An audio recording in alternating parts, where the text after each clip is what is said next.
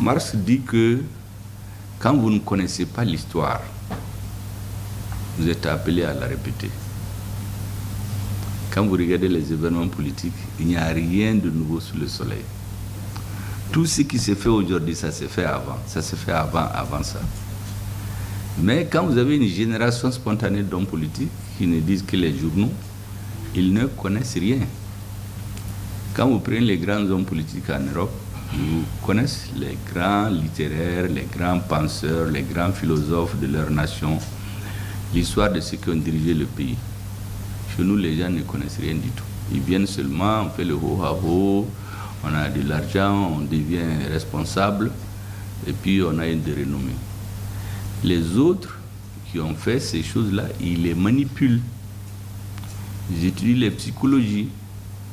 Quand vous regardez par nos dirigeants, ils sont très sensibles à la flatterie. Ils aiment beaucoup ça. Et les Européens ayant compris ça, vous verrez quand un dirigeant africain est chez eux, la première des choses, ils essaient de créer des amitiés, des familiarités légères qu'on ne doit même pas faire avec un chef d'État. Mais quand c'est les Africains, vous avez vu le français, là, comment il s'appelle, Macron, après dans le dos de Ibeka, ça c'est Hollande. Macron qui prend le président burkinabé, il dit aux gens, ouais, il est parti aux toilettes, le courant va s'éteindre bientôt. Vous voyez, en réalité, quand ils leur font ça, eux, ils sont très contents. Mais eux, ils ont leur projet. Même quand ils arrivent chez nous, ils commencent comme ça. Au début de l'opération Serval, par exemple, moi j'ai assisté à une réunion avec un certain nombre de personnalités. Tout de suite, les Africains, c'est les blagues familiales. Moi, je suis assis, il y a quelqu'un qui a voulu. Les Européens s'assoient, ils nous observaient. Il est venu essayer de blaguer. Je lui ai dit vraiment, asseyez-vous à votre place. Quand on finira notre réunion, on aura le temps de blaguer. Et quelqu'un dit, oui, le DAF, c'est l'homme le plus important ici. Les Européens notent tout ça. Ça veut dire que les gens sont portés sur l'argent. Pour eux, celui qui a l'argent est le plus important. Bon, c'est des petites choses comme ça qu'ils accumulent et ils n'ont aucune considération pour nos dirigeants. C'est pour cela que dans ces pays-là, ils sont convaincus qu'il n'y a pas de dirigeants africains qu'on ne peut pas corrompre. Les chefs d'État deviennent des petits commissionnaires. Il y a des pays, quand les gens vont leur rendre visite, ils mettent des enveloppes d'argent dans leur chambre. Moi, je connais des présidents ici, ils vont en délégation dans certains pays que je connais. On vient dans la maison, de la chambre de chaque membre de délégation, on met des enveloppes en euros, d'autres en dollars. Bon, ils sont très contents quand ils reviennent. Mais celui qui fait ça, il sait pourquoi il fait ça. Il fait ça du premier au dernier de la délégation, jusqu'au président. Tout ça, ça dénote un peu de la nature des gens, comment ils vont les influencer. Comment vous pouvez imaginer qu'un chef d'État devient un commissionnaire d'un autre chef d'État? On l'a vu ici, les gens ne le savent pas, par exemple, nous on l'a vu. Ou bien vous partez dans un pays 2 fois, 3 fois, 4 fois, même suivant les usages diplomatiques, ils refusent de venir chez vous. Mais en attendant, ils vous vassalisent avant, par des cadeaux, par des petits accueils. Vous dites que c'est votre ami. Bon, lui, il sait ce qu'il cherche. Donc les gens ne lisent pas chez nous.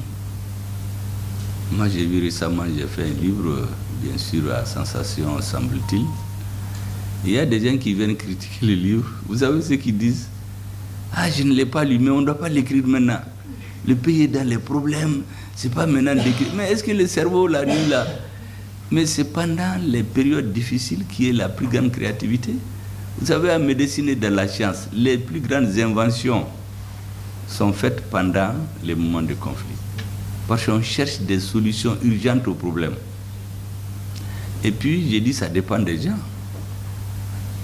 À mon temps, c'est travailler, lire, écrire, dormir, faire du sport. D'autres préfèrent aller dans les grains, faire toute la journée là-bas, à raconter des histoires sur le dos des gens. J'ai écouté même un historien qui dit que lui, il est historien, que leur professeur leur avait dit un jour, quand ils voulaient savoir ce qui s'est passé à Sikasso pendant la colonisation, qu'il ne faut pas parler de l'histoire. Mais ce monsieur-là, comment il sait ce qui s'est passé, au point de vous dire qu'il ne faut pas en parler? C'est parce qu'il y a un Européen qui a écrit. Pourquoi nous, on n'écrit pas? Parce que tout ce qui touche à la personne, les gens laissent. Vous faites un débat, au lieu de s'attaquer à vos idées, c'est à votre personne que les gens s'attaquent. Donc si vous avez peur, vous rentrez sous le lit, comme je dis, vous fermez la porte et vous dites à votre femme, le prochain arrivé, vous dites que j'ai voyagé.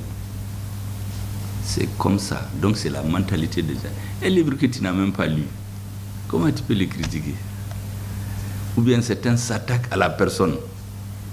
Ils l'injurent, ils rentrent dans ces problèmes. Finalement, eux-mêmes, ils font la publicité. Vous savez, le livre dont vous parlez là, les adversaires ont fait la publicité pour ce livre-là, au point qu'il y a eu des ruptures de stock. Plus de 4, une liste d'attente de 400 personnes chez une seule librairie.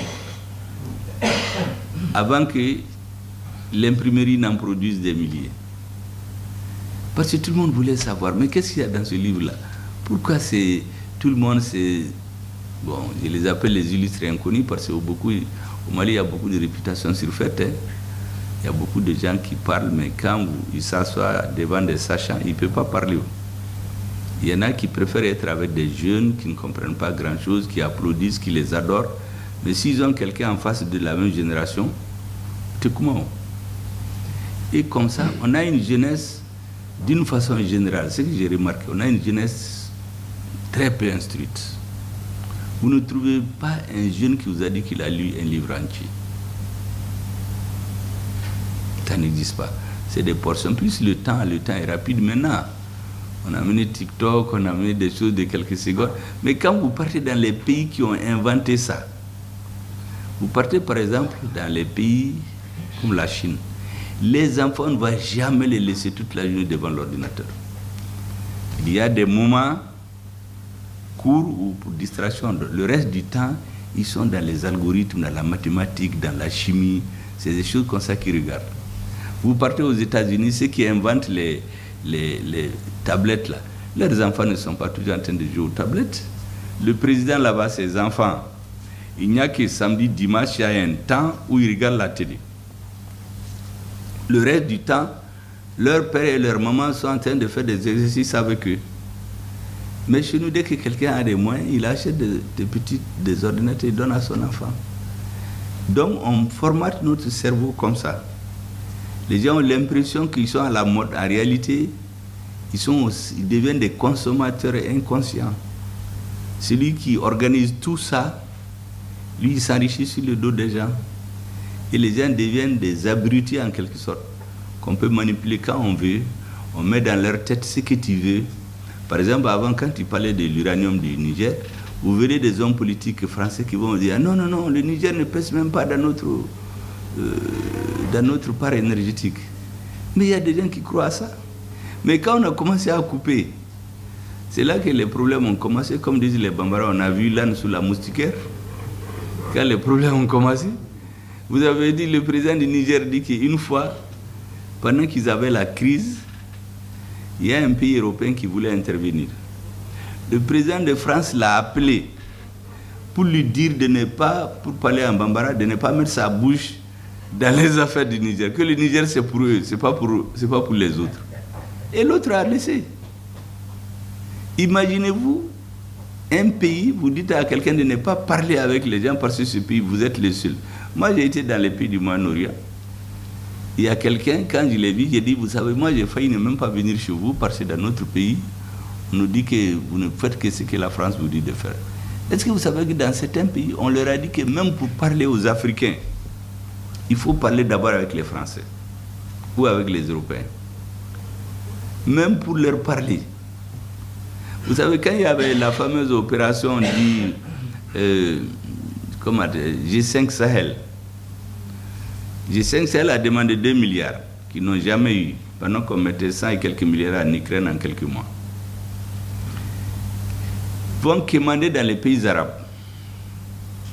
Quand ils trouvent 100 ou 200 millions, il y a un pays qui collecte au nom des Africains. Il met les 90 millions dans sa poche. Les 10 millions qui restent, il prend des vieux équipements chez lui, il les repeint et on les file aux Africains. Moi, j'ai vu des pays où des militaires ont eu des jambes coupées parce qu'ils sont montés sur un vieil équipement qui s'est effondré en cours de route. C'était des épaves qu'on a peinturées pour leur donner. Il a perdu ses pieds comme ça. Mais celui qui ose parler, ils vont voir vos autorités démocratiquement élues pour vous marcher. Si c'est un militaire, on le menace. On lui dit, bon, il voulait faire un coup d'État, on le met en prison. Ou bien on le casse en grade. Si c'est un civil, on lui donne de l'argent, ou bien on le baga. Et puis c'est tout. Bon, ce système-là, il n'y a que les écrivains qui vont écrire petit à petit, que les gens aient le goût de la lecture. Pour qu'ils soient... Moi, je ne vous ai parlé seulement que du domaine politique, que je connais. Mais il y a beaucoup d'autres domaines. Il faut que les gens disent. Chez nous, les gens ne disent pas du tout. Souvent, je me demande comment développer le goût de la lecture. On a énormément de problèmes pour le faire. Même des paragraphes. Quelqu'un comme les Yambo Welegem, les Amadou Ampateba, les Philippe Dabo, quand vous les lisez pour un homme public, vous n'avez besoin de rien apprendre ailleurs. Vous avez tout dans leurs écrits.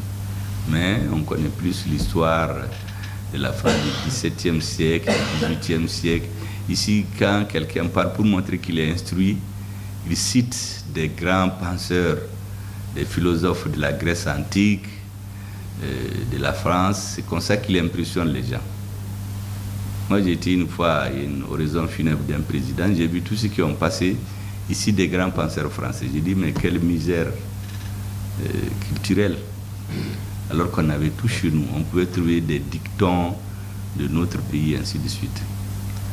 Vous savez, dans notre histoire, les Maliens ne connaissent rien. J'ai dit récemment à des militaires, quand vous regardez quand l'opération Serval est intervenue chez nous, en 2013, les militaires ont suivi exactement l'itinéraire de l'armée coloniale. Je l'ai dit en décembre 1893, le premier soldat qui a quitté Mopti pour aller en direction du nord, pour aller coloniser Tombouctou, il s'appelait Boité. Mais c'était un Boité qui est mort ici 120 ans après. Ils ne font rien au hasard, même les appellations des opérations. Barkhane, Serval, Takuba, tout ça, ça a une signification. On n'amène rien au hasard. N'est-ce pas? Bon, surtout ceux qui veulent diriger le Mali, si vous ne comprenez pas ces choses-là, ça ne peut pas marcher. Vous ne pouvez rien comprendre. Parce que l'avantage des Européens, c'est qu'ils écrivent. Ils laissent tout. Vous savez, avant, les militaires, dans tout, ils rendent compte au roi. Ces livres ne sont plus vendus. On peut trouver certains sous forme numérisée. Donc quand vous lisez, vous voulez comprendre qu'est-ce qui se passe au Mali aujourd'hui, il vous suffit de lire ces livres-là. Même les groupes ethniques qui ont des penchants pour aller avec l'étranger contre les autres, même ça, ils ont fait. Donc vous voyez, même leurs descendants en politique, vous allez voir comment ils sont soutenus. Bon, nous, on ne voit pas ça. Moi, je suis tombé sur une lettre écrite par le gouverneur militaire de Caille